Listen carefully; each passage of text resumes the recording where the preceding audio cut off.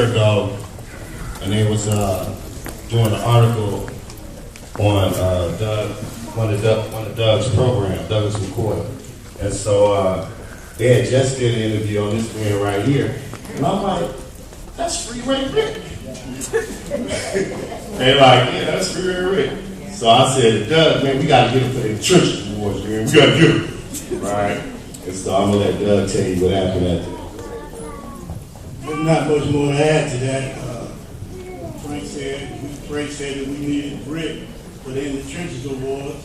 So we got on the phone and called Rick, and Rick responded. We started a brief little phone conversation, playing phone tag with one another, and then here it is. So in between that, I want to thank my staff because Deontay Phoenix over there, she stayed on his wife to get him here. So this man, the reason why we asked him to come be our keynote speaker, some of y'all may be familiar with this man, but you know, he's one of the people who turn their lives around. You know what I mean? This man was used, selling more drugs than anybody that ever probably been a drug dealer, making $1 million a day. You know what I mean? Up in LA. But he turned his life around, and he's doing things for the youth out in Los Angeles. He's making a movie, and he's just going all around the United States telling people, you know, get out of gangs and turn your life around and look at me and see where I was, but look at where I'm at today. So on there, I would like all y'all to stand up and give this man a round of applause, Mr. Rick Ross.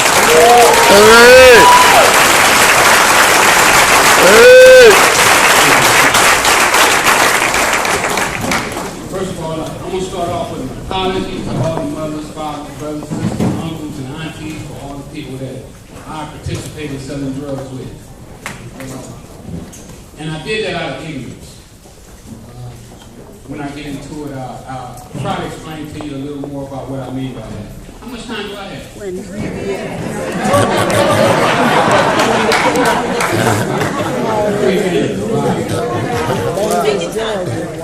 Well, you know, the first thing I want to let you know, I'm a product of these guys. When they say change, I'm a product of their change. Even though they didn't come and see me directly. When I read about him in the newspaper, you know, when you read about somebody in the newspaper that was just like you, just like me, he changed. He was able to change his life around. If he can do it, I can do it. All right. And see, what I want to do, I want to take this a step further. See, because I take everything that I do as a challenge. When I started selling drugs, the guy who introduced me into drugs, after about 6 months of him introducing me to drugs, I started taking care of him. Because when he introduced me to drugs, I took it as a personal challenge to become better at dealing drugs than he was. He was my big homie, but I still wanted to be better than him. And all my life, everything that I did, I always wanted to be the best at it. So when I read about these guys out here changing young people's lives, I said, I want to be better than them. I want to do what they're doing, but I want to do it better than they do it. I took it as a challenge. And I've dedicated my life to going around educating young people about what I've been through, how I got turned out. Because I look at my drug dealing as me being turned out. See, because at first I knew absolutely nothing about selling drugs. Nothing about selling drugs. I didn't know what cocaine looked like. I didn't know how to weigh it. I didn't know what it smelled like. I didn't know nothing about it. But I became a drug expert. See, I became so good at it that you could tell me what state, what city they were selling drugs, and I could tell you how much it cost. I could almost tell you who was selling it in that city. So what I did is I took that same tenacity, that same know-how, and now I'm applying it to the stuff that I'm doing right now. By the way, I was 28 years old when I learned how to read and write. I was sitting in a prison cell. I'd never read a book. Had never read a letter. Never wrote a letter. So when I'm sitting in here, I'm trying to figure out how did this all take place? How did my life become to the point that it was in? And what I found out is it was the people that I was around, the people that I looked up to. See, the guys that I looked up to when I was coming up, I remember they took, and they would be sitting in the park having a crib meeting, and me and all my little partners, we were little bike riders, and we would sit there and watch them. We would analyze them. What they doing? Why they say this? Why they say that? So, role models are very important, and you can be a negative role model or you can be a positive role model. Right. See, one thing that I learned about knowledge, it can be used for good or evil. It's all up to the person that's using it. Right. So what I'm doing now is I'm trying to take my wisdom and my knowledge and use it to good, to uplift my community, to save my people. Because just like he said, the only people who can do that is us.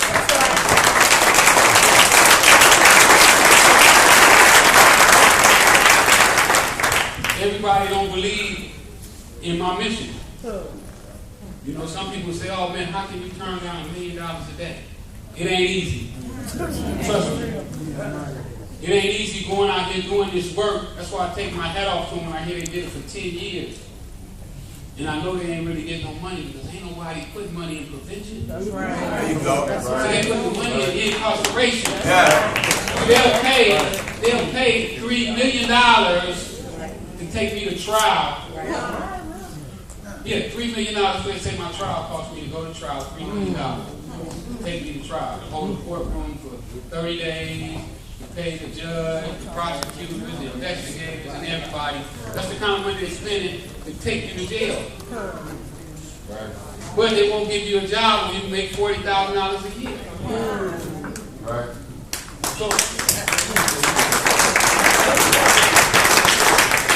when you look at that system, you say something is wrong with it. Something is wrong with this system. And then in my case, I still fight with this right now today. You know, I read the paperwork, and the guy who I used to get my drugs from, he testified against me in court. Well, during the testimony, it was disclosed that this guy was a Nicaraguan Contras. I don't know if you know who the Contras was, but the Contras was an organization that was backed by the Reagan administration. Yeah. Well, this guy said that they were giving money to go and buy supplies, guns, and whatnot, but they took the money and went and bought drugs. So when I'm sitting there, I'm saying, man, the guy that I'm getting drugs from basically was a CIA operative.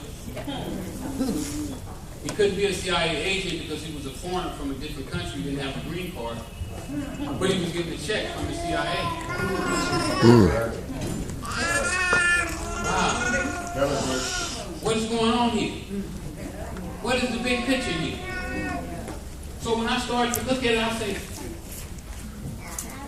why are they locking up so many young black men?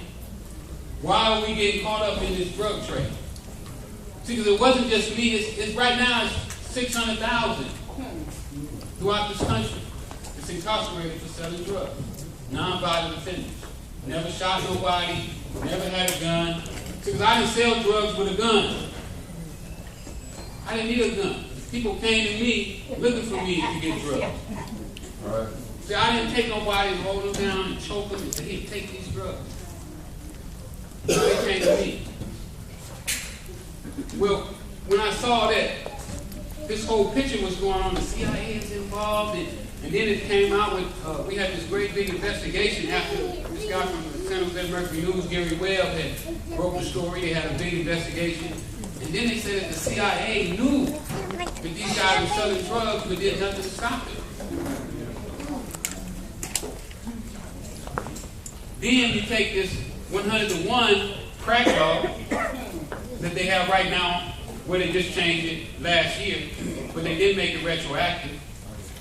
So that means the guys who were sentenced illegally 20 years ago, if they had 30 years in prison or if they had a life sentence under an illegal act, where the law was already illegal, then they still didn't get the benefit of it.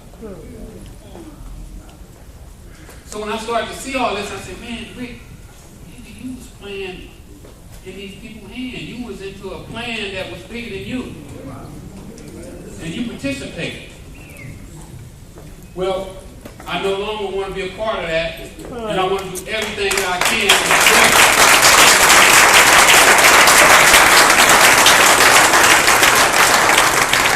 since I've been home, I've been working on a documentary called Cracking the System.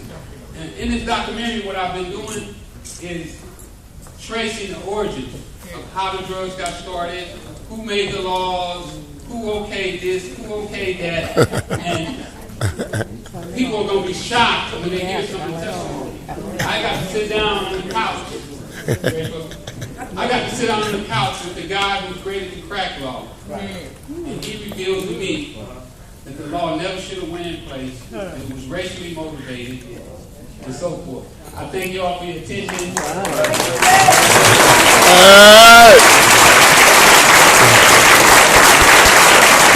Congratulations, Rick Ross. Powerful man, powerful man. I told you I had a clean job and a dirty job. We need to cut everybody else off the program and enjoy the food. We're not going to do that. We would like to quickly acknowledge all of the past honorees who are in the audience. Would you please stand up? All the past honorees, please stand up. All right. Congratulations. We'd like to thank our sponsors. We'd like to thank Navy Brothers, Contractors, Goodwill, Anders and Anders, Iron Workers Union, Leaders